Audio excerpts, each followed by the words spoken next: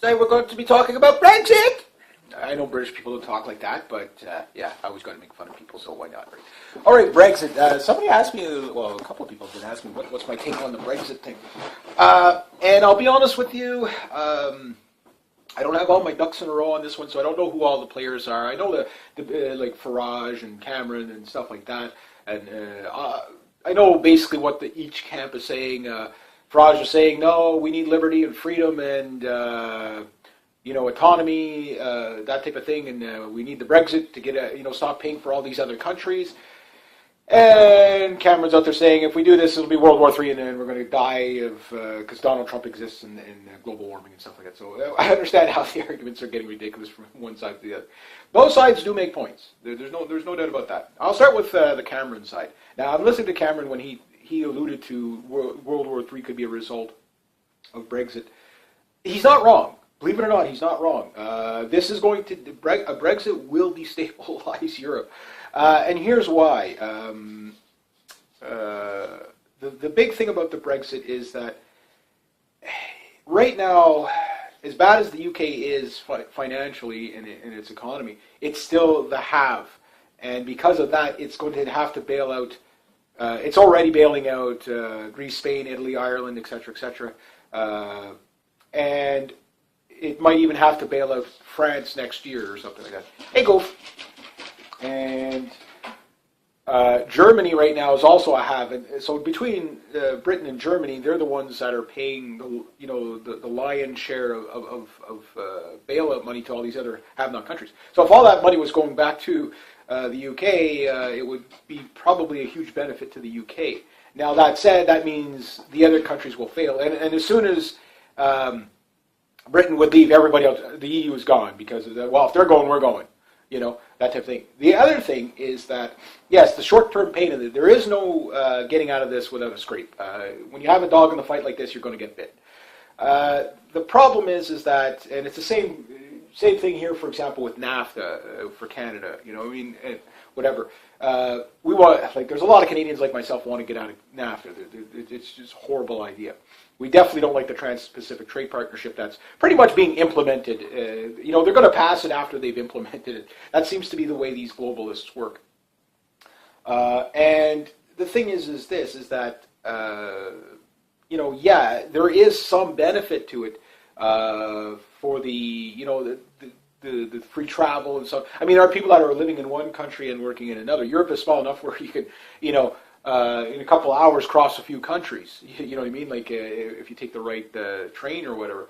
Here in Canada, it could take you a day to get out of a province. You know what I mean? It's a much bigger country. So, here, for example, Quebec and Ontario. If Quebec and Ontario were, two different countries, it would really hurt Canada because the amount of people that live in Quebec and work in Ontario and vice versa, but there's more people that live in Quebec and work in Ontario. So people bordering some of these European countries, that's some of the problem. They live in one country and then they work in another. And if that changes, it would really jam them up in the morning when they have to go to work, if they have to stop and show their passports and all this. So that could be a part of the problem right there. You're going to get a stagnation, and there's going to be problems. There's no doubt about it, because things of a system worked around this whole EU thing. So that problem itself, I think, is a short-term problem. Yes, people will bitch about it, and the media would go on and on forever about it, how horrible it was. But I think in a few months or whatever, things would level out. So the short-term pain, that's just one example. Other examples is, yes, every other country would be mad at the UK, but looking at it, it's like, okay, well, you're living off me, and I'm kicking you out of the house. Call me whatever name you want. You know what I mean? So in that sense, yeah, the independence is going to piss off a lot of other countries. But then again, it will probably, like, for example, I'll use Greece.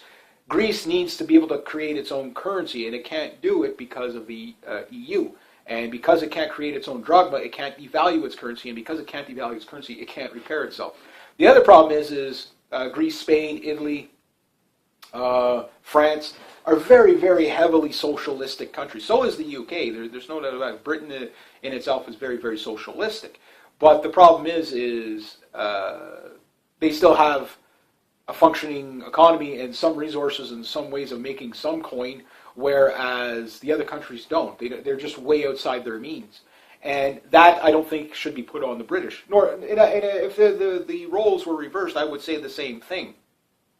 Let's say Greece was the have country and had to bail everybody out. I don't think, this is the problem with socialism in itself, is that we're always deciding equality by taking the most from the people who earn and giving it to the people who can't earn. I can understand that to a degree, but at some point you have to put a cap on it because it's not sustainable. That said, that's the other negative effects would be, you're going to have to renegotiate a lot of business deals. Okay, fine, but then you get the autonomy to say, well, this is a good deal for us, this is not. That said, over here in Canada, even Justin Trudeau at one point was talking about bailing out Greece and Italy and stuff like that. Well, we help the entire economy. No, you have to let economies fail. That's the thing. And the sooner we let it fail, the sooner things can correct to normalcy. But there's going to be a lot of pain in this next economic collapse. And Brexit could, yes, in theory, trigger a global collapse. It could happen because as soon as the bailout money stops from Britain and the UK to all these other countries, they're just going to collapse again. You know what I mean? The difference is all the other people that are on the hook. So obviously people in Germany are going to want to do the same thing as Britain. But even at that, even Germany is starting to have a downturn. I mean, they're doing things that are not sustainable. But if they were to, again, the EU is a communist-minded, socialist, communist-minded, one-world government-minded thing anyway. I have the same problem with the United Nations. It's too much overreach. Right now I'm doing a video on Agenda 2030. It is worth understanding why we're seeing what we're seeing. The migrant crisis is a part of Agenda 2030, which is a revamp of Agenda 21. And if you don't understand what the United Nations One World Government is, reading that, you will. And that's why I'm doing it. So people that think, okay, well, the migrant crisis is just a result of U.S. foreign policy and Israeli foreign policy in the Middle East. Well, you're correct to that point, but it is the flooding of migrants into Europe is a part of the EU plan. It's very clearly why, because they're basically paying for this. On one hand, they're saying we got to stop the smugglers, and on the other hand, they're buying the life rafts and they're paying the smugglers to bring the people in, right? Which, on one hand, people talking about the Brexit, you have one group saying that the migrants are coming in, they're stealing our jobs, which they are. They're undercutting your labor. There's no doubt about that. They're doing it here in Canada. Here in Canada, temporary foreign workers is what they call them, which usually never go home. They come in. They used to get 4-year visas, but the problem is they come in and they get hired at 15% less in comparison to a regular Canadian. Now, this went on for a good while, and the last government got such a backlash over it that they actually had to change that. To the point where they were talking about, which I don't think they got a chance to do because the election came around, the Conservatives were voted out, but they were going to have a $2,600 or $2,500 head tax because we were bringing people in to work in the fast food industry, and they were firing Canadians to hire migrants, and that and then some reason they keep saying, oh, no, that's just a right-wing claim that's racist and bigot, just to pick on migrants that, that come here. No, they're not stealing our jobs, there's enough to go around, but when clearly there isn't enough jobs to go around. That said, same in England, or in Britain, that there's not enough jobs to go around. There just isn't enough jobs to go around. Everything is overinflated. There's not enough housing. All of Europe is pretty much like that. There's not enough housing. Oh, good, the power's back. There's not enough housing to begin with. And because of that, I think I got to turn something off there. Because of that, bringing in more people makes no sense. Which the people who want to stay in the Brexit don't want to bring that topic up of the migrants. What they want to do is say, oh, okay, it's just a freezer. You don't realize how loud fridges and freezers are until the power comes back on. Hey, Goof, my girl. Hey, you want to speak British today? Say, no, I don't. I want some crumpets. My dog doesn't talk like that. No. I probably just lost all my UK subscribers with my bad But anyway, you guys can take it. You guys can take it. So yeah, so the migrant crisis, I guess the no camp is the no, we don't want to go, no, we should stay in or whatever. They won't bring that up because they know that's probably the number one issue in Europe is migration.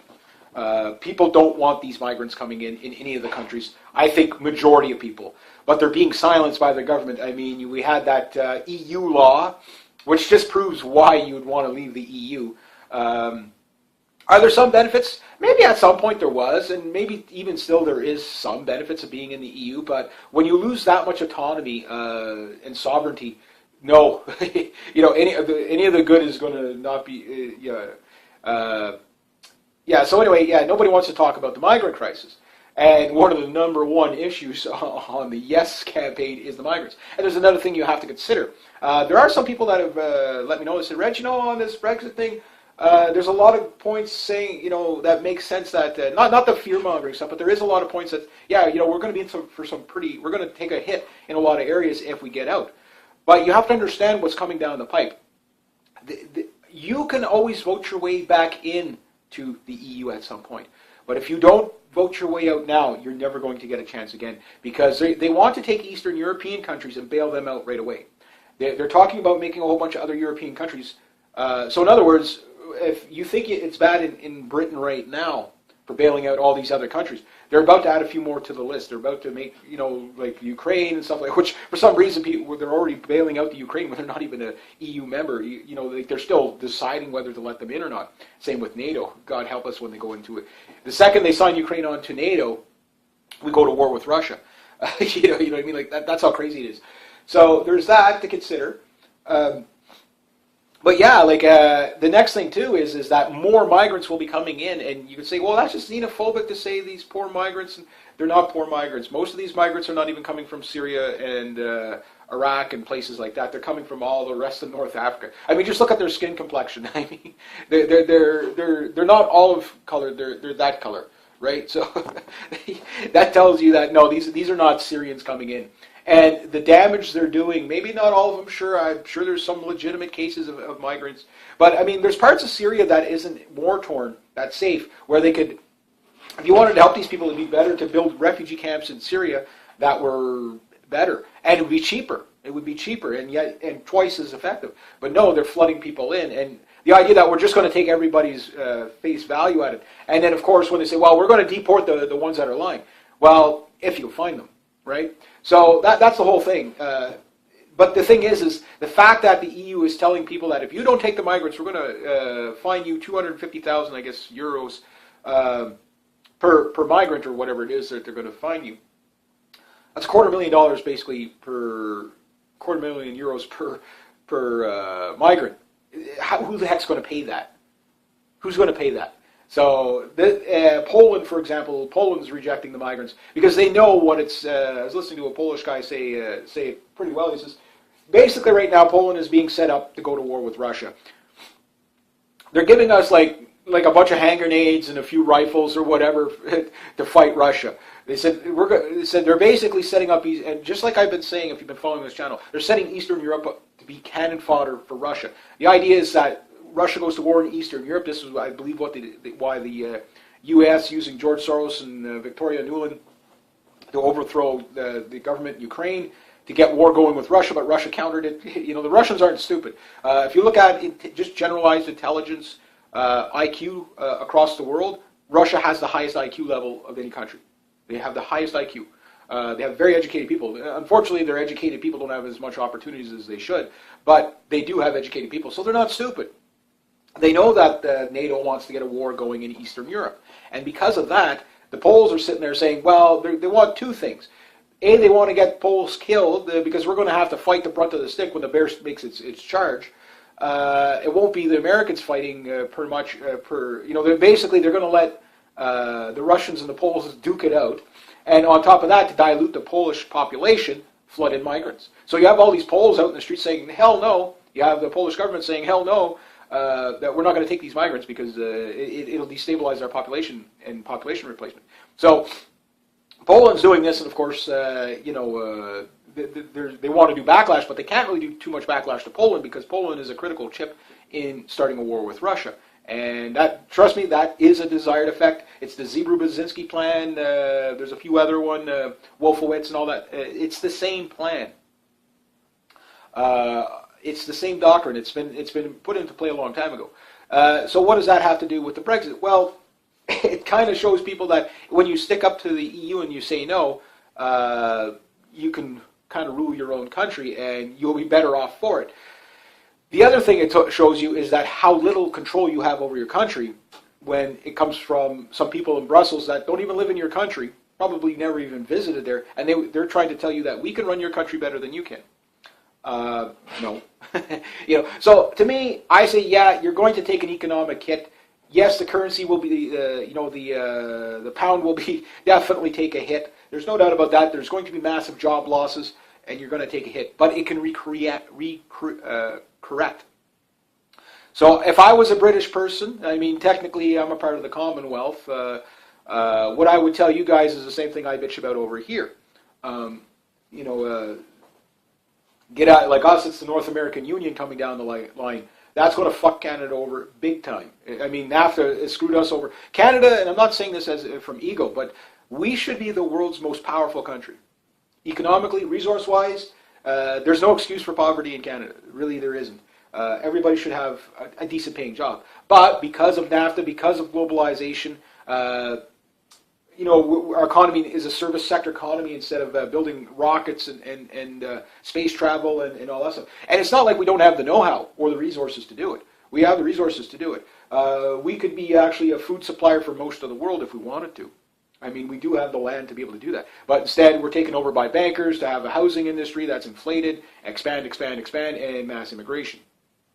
The difference between Canada is we're not as far gone as European countries. We're nowhere near as bad as Sweden, even though now we got a government that's run by a male feminist drama teacher, kindergarten teacher, who basically wants to adopt every United Nations feminist policy, Agenda 21, Agenda 2030, sustainable development, global warming, carbon taxes, everything to bash the people down, which is stupid.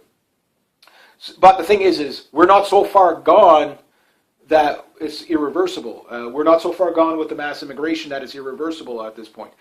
The UK and Great Britain, you don't have that much time. You get really one referendum, that's it. So you have to choose wisely. You could always choose to go back in at a later date. I'd say if you're on the fence, it's going to hurt no matter which way you go. Because also you have to understand another thing. When the economic collapse really shows its face, and people are starting to realize in the United States that there is no recovery, that there is no 4.87% unemployment rate in the United States. It's the most ridiculous thing. There's about 30% of their population is unemployed. It's just the welfare, the bread lines are food stamps and stuff like that. There's more people. The income in the States, for example, is down to the 1970s, 1980s levels. It's just everybody's taking a hit, and quality of life is going down. Middle class is eroding, and the migrants will, in Europe, be a big reason why your middle class is eroding. We could use Sweden and I think as well as France and definitely Holland, where they're kicking people out of their social housing to make room for migrants, saying, okay, well, you had to go at it, we're going to now kick you out, and you have so many months to find a new place because we need places for all these new people coming in. I mean, if you want to bribe voters, you got to give them stuff, right? So they can't even take care of the people they have. They don't even have enough room for the people they have. And the thing is, these countries don't have the right to say no. They don't have the right to say no to the EU. That's the problem. So right away, you have a huge case. That's just one major issue. But there's a whole bunch of issues on trade, on all kinds of stuff. The fishing issues, stuff like that. There's a lot of stuff that, to be EU compliant, hurts your own economy. It hurts your own, that type of thing. That's, you can't open a business because the EU said so. That business is not allowed to be opened or whatever. And you can say, well, give me examples. Well, again, you'll have to look into it for yourself. But you get the idea that the regulation that is sets a bar so high that people can't compete on the mom and pop shop level, because you can't compete with the EU regulations. Therefore, it's probably best to have your own regulations that can grow with your population and whatever. So in other words, you need a nationalist government in power in Britain to take care of Britain first. Same thing here in Canada. We need we're more interested in helping migrants than our senior citizens here. So we're starting to do all the crazy batshit crazy stuff the EU does. We'll extort the taxes by the earners and the indigenous population, and we're just going to give it to all these have-not countries because for somehow they're going to try to make you think that this is the, bailouts are not the way to run an economy. You have to let things fail. You have to let things, balance to a natural. You want to go out? Hey, it's cold out there. It's kind of cold. Actually, I had to light a fire last night. I can believe it. All right, I'm going to leave the door open light and go sit out in the sun. But the whole case in point is that it's about, do you want to have a say in your own country or not? Right now, you don't. Everything that the Britain wants to do, pretty much Trump. I think they have some clauses that, I think also there's a few other countries that have done this too, where they'll be a part of the EU, but they have a Trump clause where they, not Donald Trump clause, but they can go Donald Trump on an idea if they want. Yeah, because again, the reason why there's the Brexit is because of Donald Trump. Like everything, it's amazing. There was, a train got derailed in the States. It was because of Donald Trump. Global warming is because of Donald Trump. It's amazing what the mainstream media blames on Donald Trump. I mean, even stuff before the guy was even alive. You know what I mean? Even born, So, yeah, the Brexit is because of Donald Trump. Yeah, but you get the idea. But, yeah, no, I looked at the Brexit, and I see it as a good thing. I mean, many Canadians here, NAFTA is kind of like the thorn in our side here, that type of thing. The other thing is the petrodollar. You got to get out of that. The problem with Great Britain is the City of London banking system. Not the City of London, but the City of London banking system, which is so tied into all this EU and tied into all this petrodollar stuff and all that, and making those kind of policies, because it's Rothschild owned and stuff like that. Same with the IMF, same with the, these organizations, OPEC, everybody needs to get out of that. Next thing everybody needs to get out of is IMF. Everybody needs to get out of that. EU, you need to get out of. All these centralized Rockefeller, Rothschild, centralized power things are for one world government. Now, the thing is let's say you vote no. You vote yes. We want to leave. Well, I don't know how the question's being asked. So I don't know what a yes or no vote means right now. It's kind of like the 1995 referendum we had here in Canada for sovereignty for Quebec. People weren't sure what yes or no was. Is it yes to stay in or no to stay in? Because the question was so screwed up. It was like a 5-part question. Like, okay, so what do we answer? You know what I mean? So they're trying to confuse you and stuff like that. And also, what I have heard is that they're sending out flyers about the Brexit and telling you what box to check to stay in the EU. So, which I think isn't that some sort of an illegal thing to try to sway votes? But I don't think people are that stupid. I think as the migrant crisis would be something that would. All these refugee apologists and the migrant apologists. These people who love these kind of policies, their apologeticness is starting to wear thin, and the guilt trip of you're just xenophobic is starting to wear thin. People are actually starting to see, reality is always a great teacher. They're starting to see the real, true devastation from migrants coming in. I mean, it doesn't mean you can't have any migration to your country, but you can't just have people coming in to go on welfare. 75% of Muslim women that are coming into Great Britain, guess what? They don't work. So you're bringing in all these people that are going to be on welfare. Here in Canada, what they're doing now is they're overturning a lot of the previous immigration minister's laws, which were not that bad. The biggest thing I had a problem with here in Canada is the number of people, 250,000 people coming in per year. It's just too many people, right? But now you can bring in people over the age of 50. They don't have to learn English or French. So what are they going to do when they get here? They're just going to sit on welfare. You know what I mean? Like, why are we bringing them in? We don't need them. Just to say, just to be a do-gooder is not, it's the lifeboats are full. You know what I mean? That type of thing. You can't take any more people. You're going to sink the boats. That type of thing. So I think the Britons know best, what's happening. And you have to understand that almost every migrant is probably going to vote to stay in the EU because it's in their best interest. They're going to get more welfare. And this is going to cost the indigenous population. It's going to cost you in your health care. And the thing is you're going to have no choice. And I think if they do stay in, which unfortunately I don't think they're going to rig it somehow that no, you're not going to be able to. I don't think there is really going to be an election, legit election. I mean, right now I'm at the belief system that there is no elections. I can't believe people always vote batshit crazy left like that. I really can't believe that. It doesn't matter where I go in this country, although I haven't traveled around this country in a while. Most people have the same feelings towards stuff. So, it's kind of when I see these laws that go through and stuff like that, and it's like, I know the people are not on board with that. They're just doing what they're doing. So what I think is they're going to make it look good. They're going to say like 49 to 51 in favor of staying in the, or 59 to 41 in favor of staying in the EU. Oh, sorry, you guys, you had your chance, so no more. You can do a referendum in 20 years, and in 20 years there'll be no possibility because you won't have a country in 20 years. It'll just be, at that point, if you get, here's where one thing, and this should be taken very seriously. If you follow this channel, you know how I think of things in the long term. If Britain stays in, or gets out of does the Brexit and gets out of the EU, yes, the Eurozone will probably collapse. It will start a chain reaction, and that will be the end of centralized government in Europe. It will have its destabilizations. There will be tons of riots. There will be a ton of people getting hammered on this one. There will be a lot of countries that are going to fail, and it'll just be a domino effect and could create a globalized collapse. And yes, they will blame Britain for it.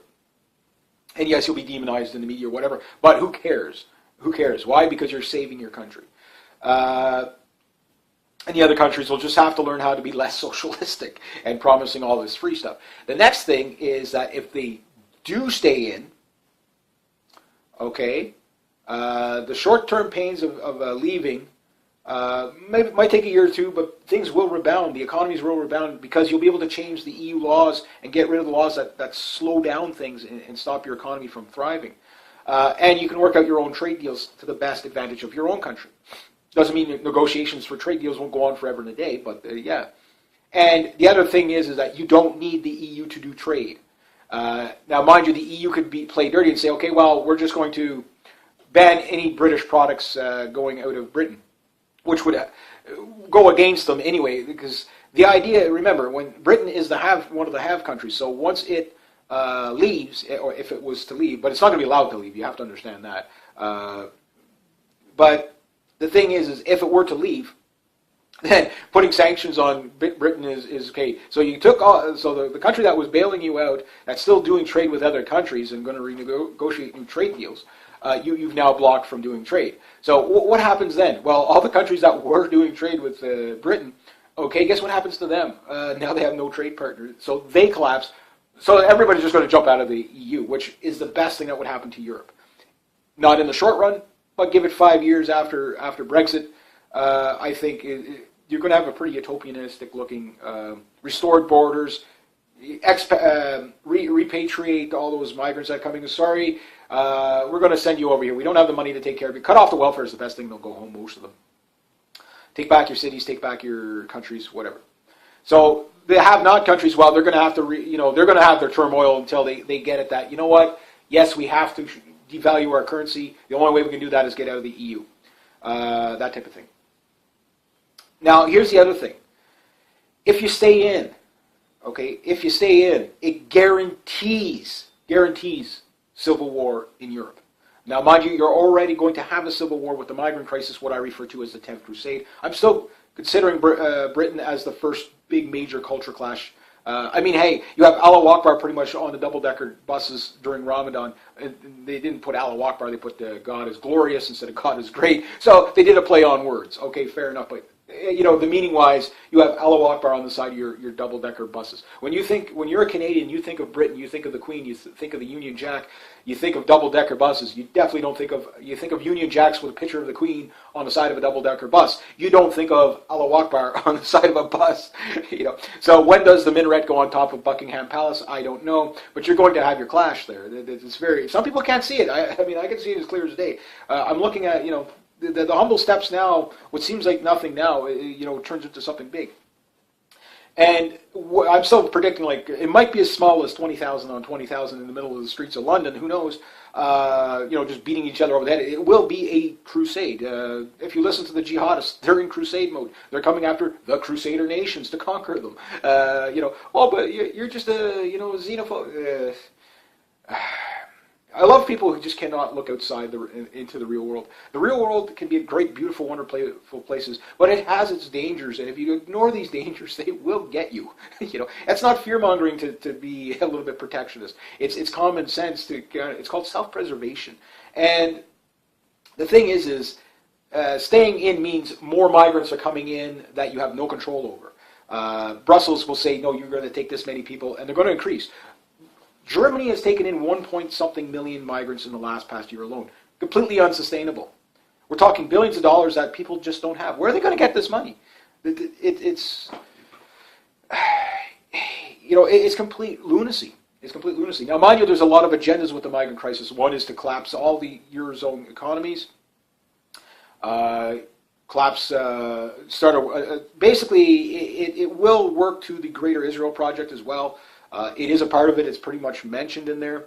The other thing is it's also a part of taking the Eurozone into a global, I don't know what they want to call it. It'll be, instead of the Eurozone, it's going to be something, like a global, one world government is what it is. And the best way to do that is to erode sovereignty and nationalism.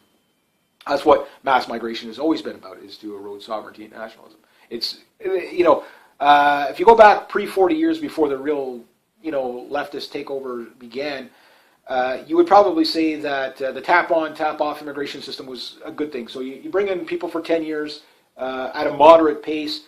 You shut off the migration for 10 years. That includes refugees, everything.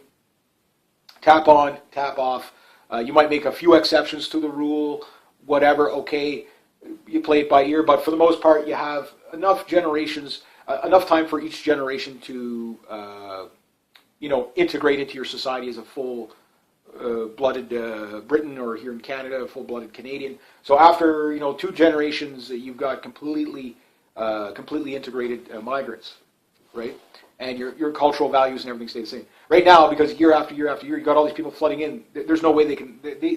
There's no way they can integrate when the ghettos just keep getting bigger.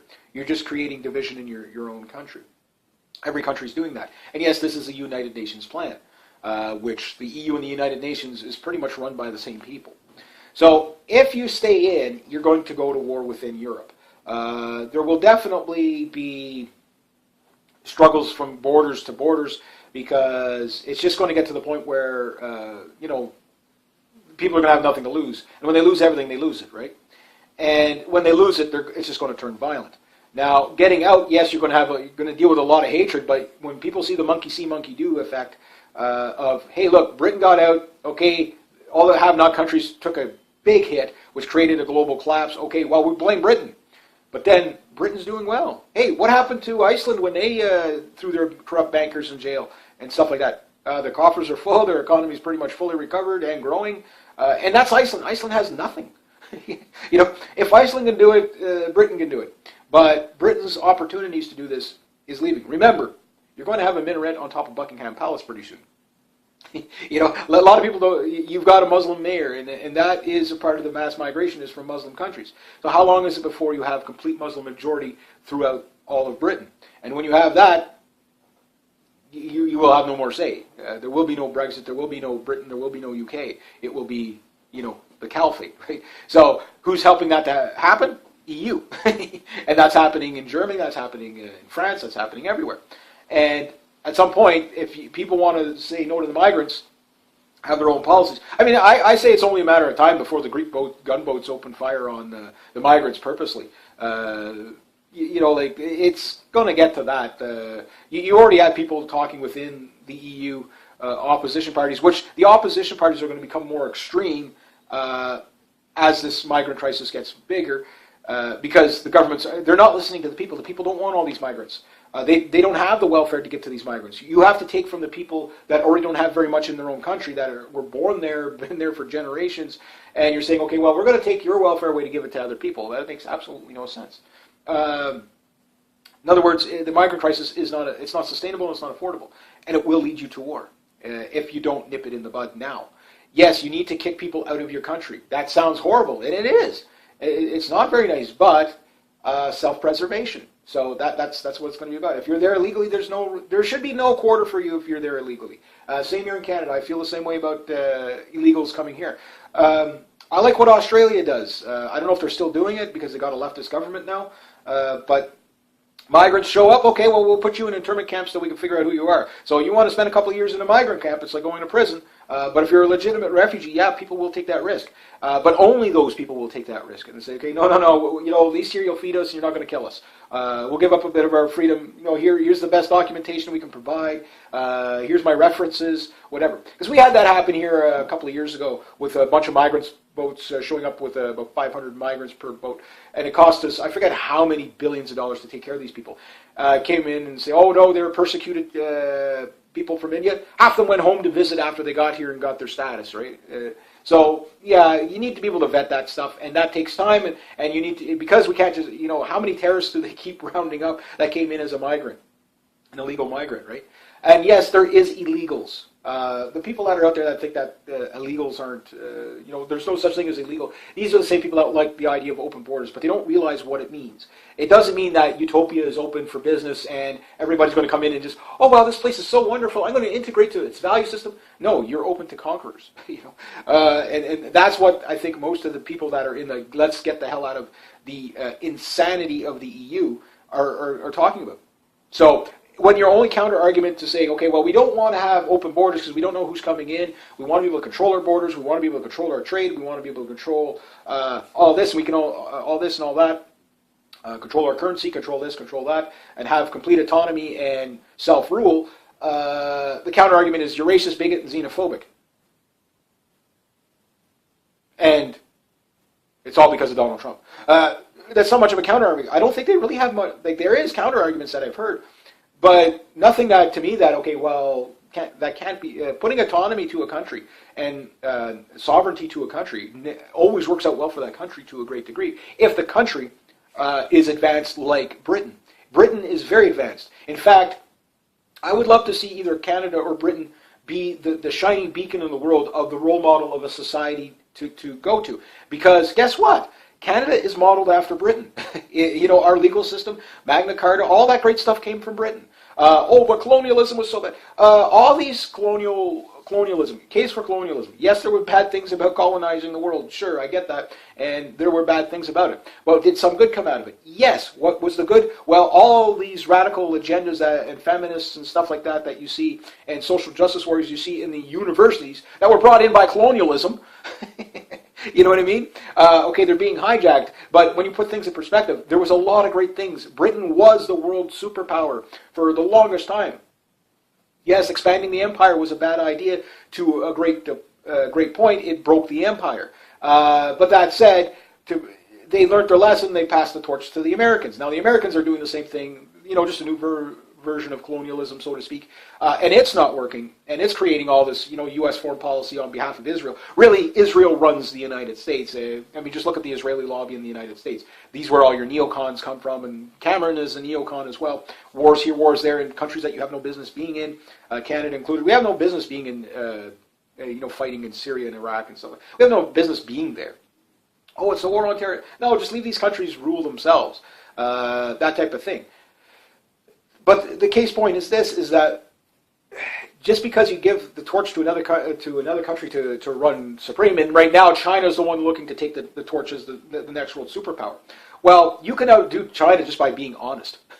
Believe it or not. You can outdo China by being honest. You can outdo all these countries by being honest. If Canada was to restore the Bank of Canada, it would be a detriment for the world of corruption, because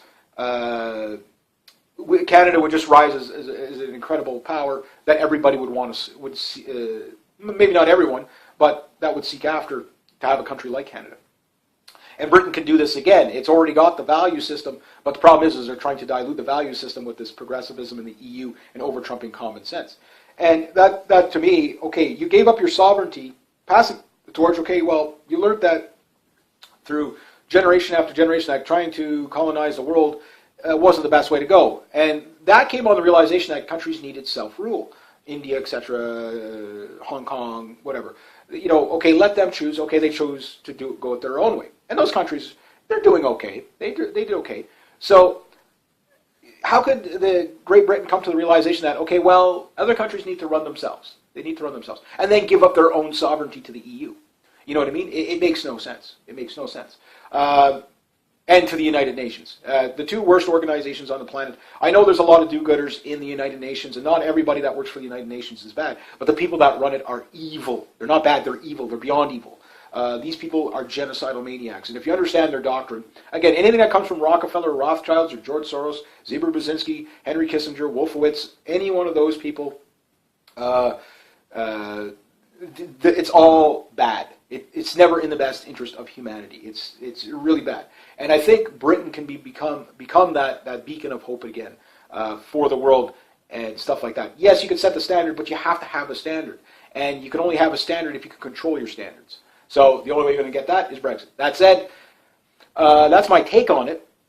I'm sure there's arguments for, but you have to think long term. Will it be better in the long term? Not now, but 10 years from now. How's the next generation going to handle being in an independent country, having complete autonomy to make decisions, good or bad, for itself? And again, it's not just about the economy. It's also about the quality of life. It's also about the living standards. It's also about where do you put all these people that are coming in, et cetera, et cetera. These are things to consider. And I think the number one issue for the Brexit is the migrant crisis right now. But there is a whole bunch of other things for sure. And this is what I've been saying for Greece. Like Greece, again, they didn't let Greece go. So I think what happened in Greece with their referendum is what's going to happen to Britain. They're going to skew it somehow. But if they do, then revolution is, it guarantees civil war within the country. Why? Because, again, now you're caught between radicals. And people will become decisively more radical as the EU chips away at Great Britain. So that said, choose wisely. I think the Brexit, if I was a Briton, that's the way I would vote. I'm not telling you. Maybe there is some things that I didn't consider. There's probably lots that I consider. Again, I'm a Canadian. I'm not a Brit. So I'm not. Even though we're brothers of commonality, we're divided by a common language. But I always love that. Always love that joke. Two nations divided by a common language. There we go. But you get what I'm saying. You have to choose for yourself. But from the way I see it, autonomy and sovereignty is prosperity in the long run. Yes, you're going to take a hit. It doesn't matter which way you go, you're going to take a hit. The question is do you take an economic hit and have to reset things a bit, which will rebound? Again, look at Iceland as a model. Or you go the route you're going and end up in civil war and clashes. Now, should it actually be a real referendum and Brexit take place, and the Britons start deciding to close the borders and stuff like that, it will stabilize Britain to a great degree. Now, as far as Russia coming in, well, that depends on if I think either way, this will be Cameron's last watch. I think the best guy you probably could get, again, I don't follow British politics to the degree, would probably be Farage to a degree. Is he perfect? No. I mean, there's no politician you're ever going to 100% agree on in any country. You'd be lucky if you can agree on 5% of what they're proposing in any country. But step in the right direction. And what you're going to see is, I think probably in the next election, is somebody going Donald Trump in Britain. Basically, you're seeing it in the Philippines right now where there's a politician there. He's like, well, if it's working for Donald Trump to just do the honesty thing and stoke the nationalism, that's what he's doing. And it's working for him. So when people pick up on that, the difference is Donald Trump is completely self-funded. Donald Trump has, Hillary, give you a case in point why people follow people like Donald Trump, is Donald Trump has 75 people working on his staff. He hasn't spent a single cent of taxpayers' dollars, from what I understand. His entire campaign is funded by him.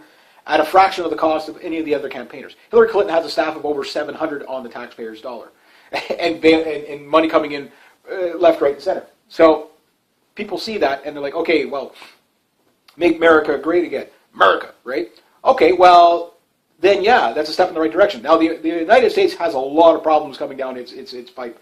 It already has a lot of problems it can't deal with now.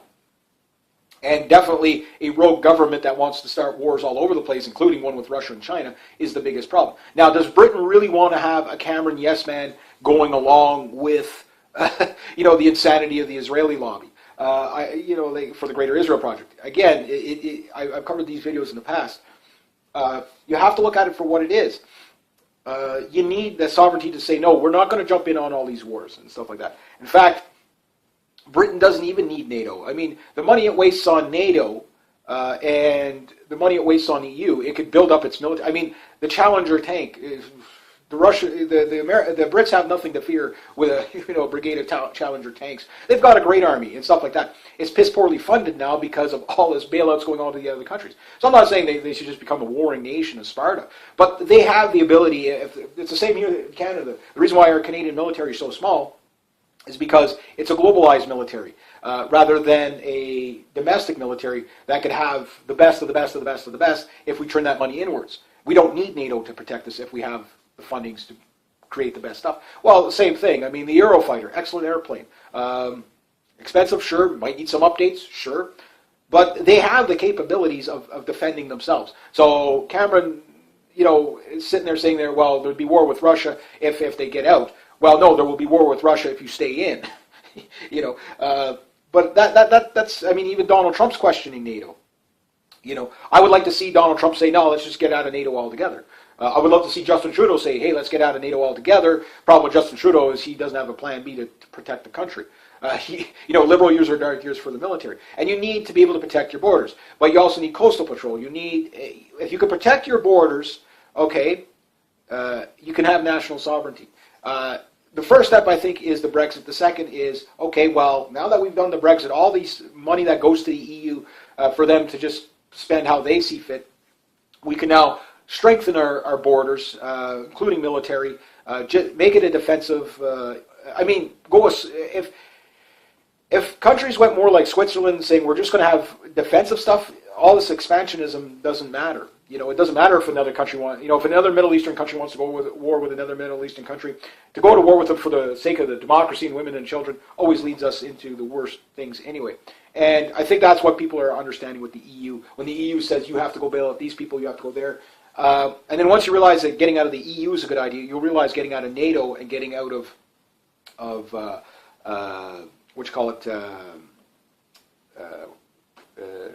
United Nations is also going to be a fantastic idea.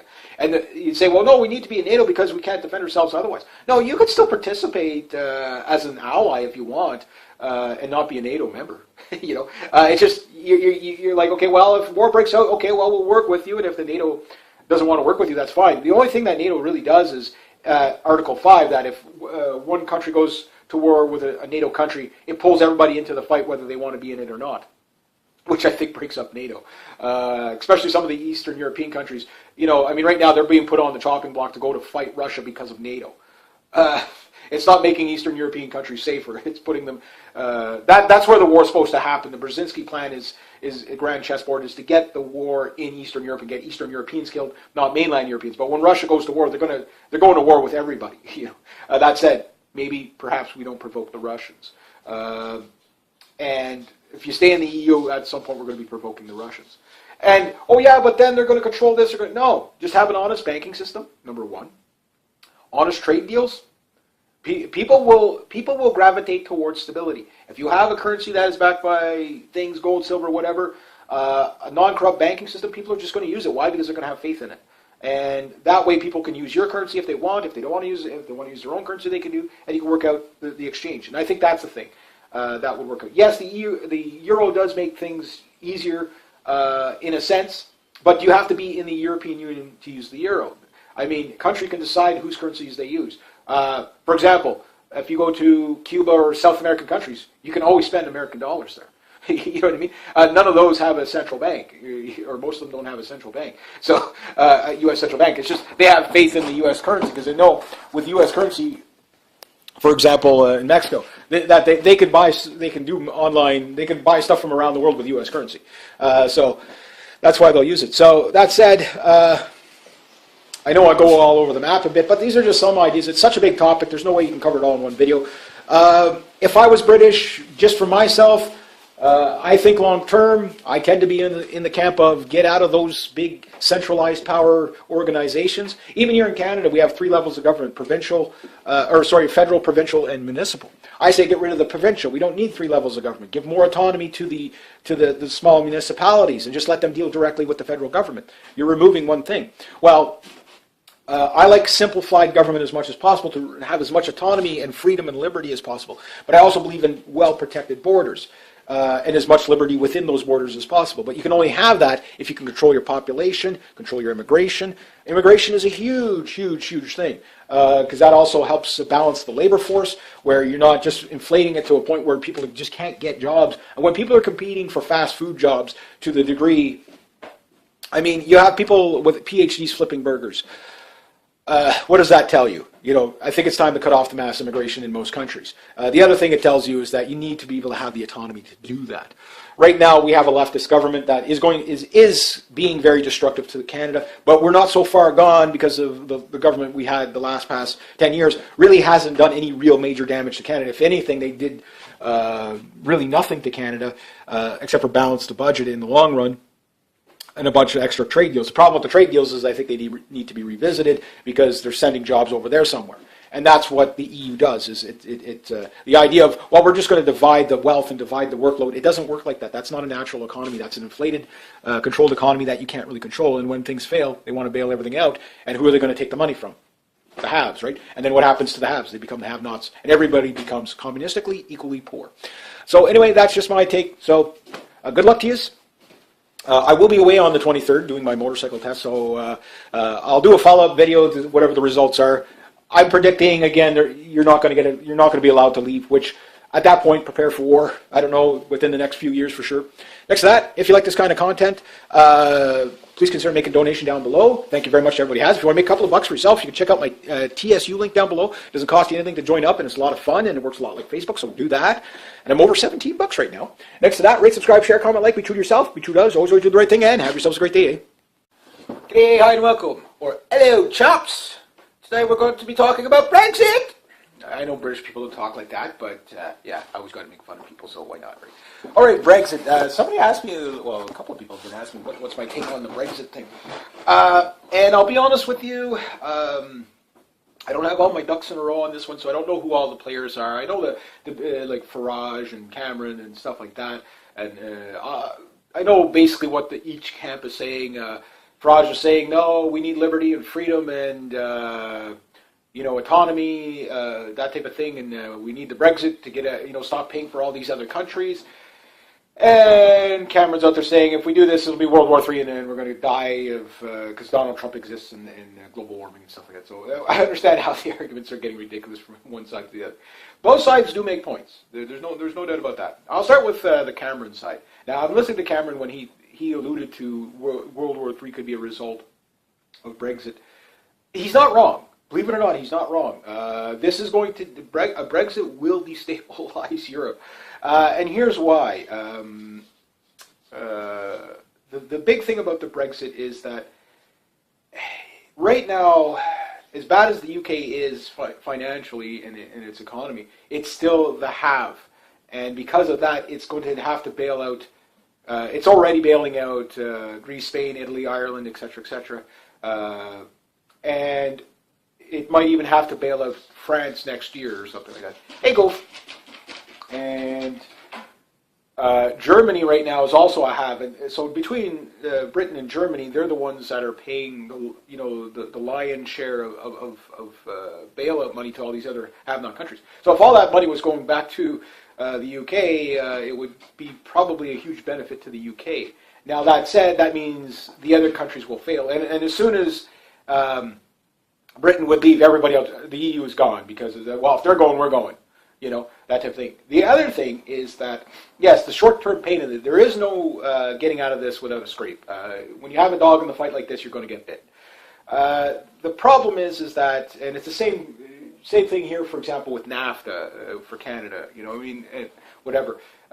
We want, there's a lot of Canadians like myself who want to get out of NAFTA. It's just a horrible idea. We definitely don't like the Trans-Pacific Trade Partnership that's pretty much being implemented. They're going to pass it after they've implemented it. That seems to be the way these globalists work. And the thing is that, there is some benefit to it for the free travel and so. I mean, there are people that are living in one country and working in another. Europe is small enough where you can, in a couple of hours cross a few countries. You know what I mean? Like if you take the right train or whatever. Here in Canada, it could take you a day to get out of a province. You know what I mean? It's a much bigger country. So, here, for example, Quebec and Ontario. If Quebec and Ontario were, two different countries, it would really hurt Canada because the amount of people that live in Quebec and work in Ontario and vice versa, but there's more people that live in Quebec and work in Ontario. So people bordering some of these European countries, that's some of the problem. They live in one country and then they work in another. And if that changes, it would really jam them up in the morning when they have to go to work, if they have to stop and show their passports and all this. So that could be a part of the problem right there. You're going to get a stagnation, and there's going to be problems. There's no doubt about it, because things of a system worked around this whole EU thing. So that problem itself, I think, is a short-term problem. Yes, people will bitch about it, and the media would go on and on forever about it, how horrible it was. But I think in a few months or whatever, things would level out. So the short-term pain, that's just one example. Other examples is, yes, every other country would be mad at the UK, but looking at it, it's like, okay, well, you're living off me, and I'm kicking you out of the house. Call me whatever name you want. You know what I mean? So in that sense, yeah, the independence is going to piss off a lot of other countries. But then again, it will probably, for example, I'll use Greece. Greece needs to be able to create its own currency, and it can't do it because of the EU. And because it can't create its own drachma, it can't devalue its currency, and because it can't devalue its currency, it can't repair itself. The other problem is Greece, Spain, Italy, France are very, very heavily socialistic countries. So is the UK. There's no doubt about it. Britain in itself is very, very socialistic. But the problem is they still have a functioning economy and some resources and some ways of making some coin, whereas the other countries don't. They're just way outside their means. And that, I don't think, should be put on the British. If the roles were reversed, I would say the same thing. Let's say Greece was the have country and had to bail everybody out. I don't think, this is the problem with socialism in itself, is that we're always deciding equality by taking the most from the people who earn and giving it to the people who can't earn. I can understand that to a degree, but at some point you have to put a cap on it because it's not sustainable. That said, that's the other negative effects would be, you're going to have to renegotiate a lot of business deals. Okay, fine, but then you get the autonomy to say, well, this is a good deal for us, this is not. That said, over here in Canada, even Justin Trudeau at one point was talking about bailing out Greece and Italy and stuff like that. Well, we help the entire economy. No, you have to let economies fail. That's the thing.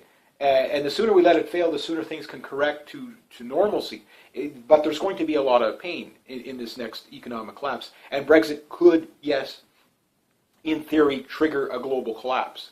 It could happen because as soon as the bailout money stops from Britain and the UK, to all these other countries, they're just going to collapse again.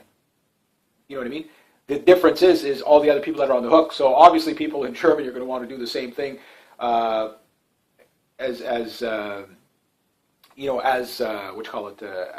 Britain. But even at that, even Germany is starting to have a downturn. I mean, they're doing things that are not sustainable. But if they were to, again, the EU is a communist-minded, socialist, communist-minded, one-world government-minded thing anyway. I have the same problem with the United Nations. It's too much overreach. Right now I'm doing a video on Agenda 2030. It is worth understanding why we're seeing what we're seeing. The migrant crisis is a part of Agenda 2030, which is a revamp of Agenda 21. And if you don't understand what the United Nations One World Government is, reading that you will. That's why I'm doing it. So people that think, okay, well, the migrant crisis is just a result of U.S. foreign policy and Israeli foreign policy in the Middle East. Well, you're correct to that point, but it is the flooding of migrants into Europe is a part of the EU plan. It's very clearly why, because they're basically paying for this.